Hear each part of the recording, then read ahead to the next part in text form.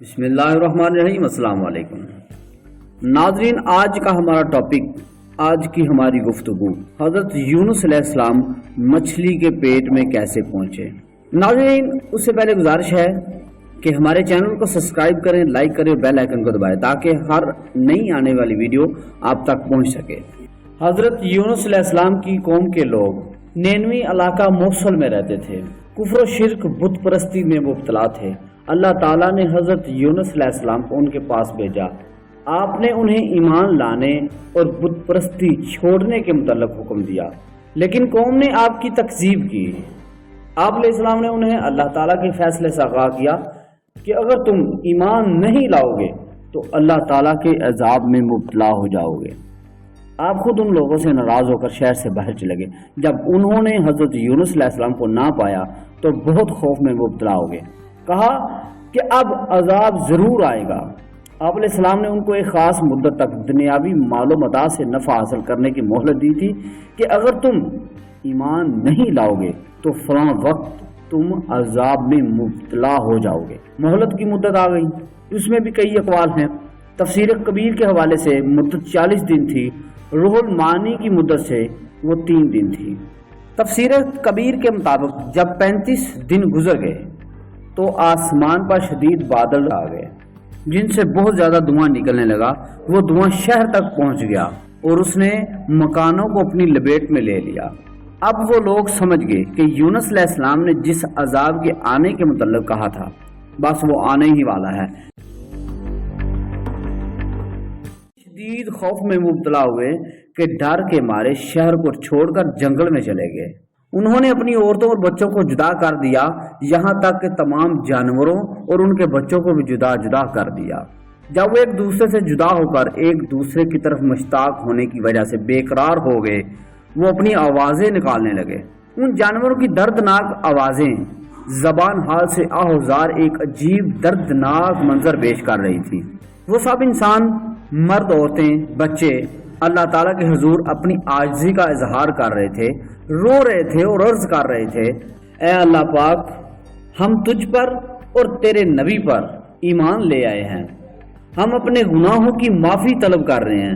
اے مولا کائنات، ہمارے گناہ معاف کر دے، ہمیں آنے والے عذاب سے محفوظ رکھ۔ انہوں نے اگر کسی ایک دوسرے پر مظالم کیے ہوئے تھے تو ان کو معاف کرایا، اگر کسی کے حقوق غصب کیے ہوئے تھے تو وہ آپس میں کیے توبہ کا یہ عالم تھا کہ اگر کسی کی اجازت کے بغیر انہوں نے کوئی پتھر اپنے مکانوں کی بنیادوں میں لگایا ہوا تھا تو بنیادیں کھود کر وہ پتھر نکال کر واپس کیا۔ جب انہوں نے ایمان قبول کر لیا، سچے دل سے توبہ کر لی تو اللہ تعالیٰ کو ان پر رحم آ گیا اور ان سے عذاب سے دور کر دیا۔ یونس علیہ السلام کی قوم کی توبہ کا قبولیت کا دن یہ تھا کہ وہ دن عاشورہ کا دن تھا، یعنی 10 محرم الحرام اور جمعہ کا دن تھا۔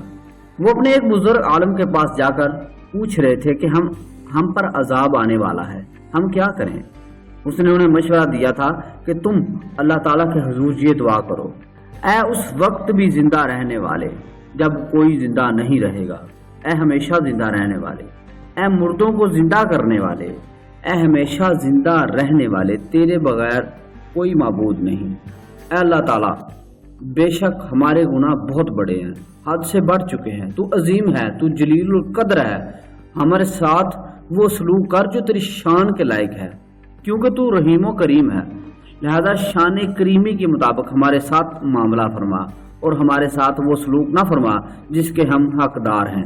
یہاں پر ایک اعتراض ہے کہ فرعون عذاب کو دیکھ کر ایمان لایا اور توبہ کی، لیکن اس کے ایمان لانے اور توبہ کرنے کو قبول نہیں کیا گیا، اور یونس علیہ السلام کی قوم کے ایمان اور ان کی توبہ کو کیوں قبول کیا گیا؟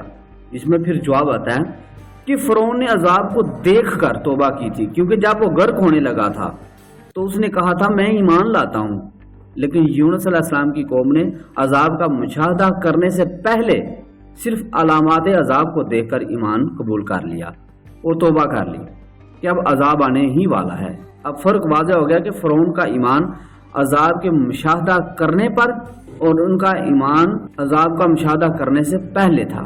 ناظرین، حضرت یونس علیہ السلام جب ناراض ہو کر چلے گئے اور قوم نے آپ کے پیچھے توبہ کر لی لیکن آپ واپس لوٹ کر نہ آئے تو آپ اپنے سفر کے دوران دریا کو عبور کرنے کے لیے ایک کشتی پر سوار ہوئے، لیکن کشتی بھنور میں پھنس گئی۔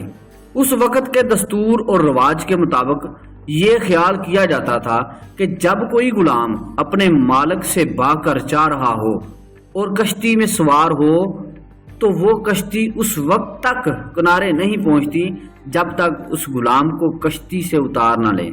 آپ کشتی کے بھنور میں پھنسنے پر لوگوں نے قرعہ ڈالا جو حضرت یونس علیہ السلام کے نام نکلا۔ 3 دفعہ قرعہ آپ کے نام ہی نکلا تو آپ نے فرمایا کہ میں ہی غلام ہوں جو اپنے آقا کو چھوڑ کر جا رہا ہوں۔ آپ علیہ السلام نے خود ہی دریا میں چھلانگ لگائی تاکہ کشتی کے دوسرے لوگ کنارے پر پہنچ جائیں۔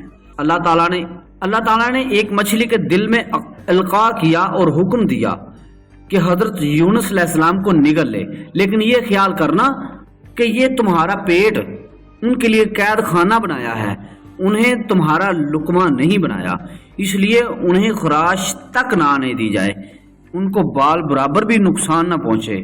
اس طرح آپ مچھلی کے پیٹ میں آگے۔